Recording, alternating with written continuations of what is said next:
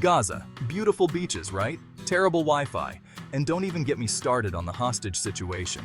It's like finding out your Airbnb host is holding onto your passport, but instead of a bad review, people are firing rockets at each other. Since October, over 100 Israelis have been kidnapped and taken to Gaza. Families are desperate, politicians are grandstanding, and the situation is about as stable as a Jenga tower built on a waterbed during an earthquake. Not ideal, folks. Not ideal at all. Now you'd think a country like Israel, with its fancy technology and even fancier military, would just waltz in and grab their people back. And they've tried. Oh, they've tried. But as we'll see, it's not as simple as an action movie montage set to a cheesy 80s soundtrack. Sadly, those montages never include the civilian casualties. Israel's tried the whole Rambo approach. Special forces, helicopters, explosions that would make Michael Bay blush. They've rescued a handful of hostages, sure, but for every success story, there's a tragic footnote of Palestinian casualties. Remember that raid back in February? 2 hostages rescued, over 60 Palestinians dead. Not exactly the clean-cut victory they were hoping for. It's like trying to remove a splinter with a chainsaw. Effective, maybe, but incredibly messy. And let's not forget the hostages who didn't make it. Some died in the initial Hamas attack, others in the ensuing chaos. Heartbreaking doesn't even begin to cover it.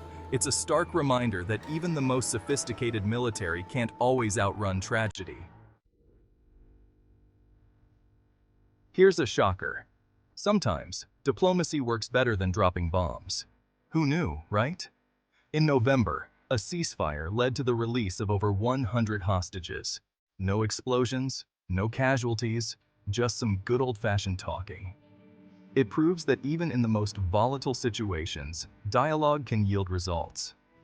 Of course, it helps to have international mediators who aren't afraid to tell both sides to calm down like an exasperated kindergarten teacher.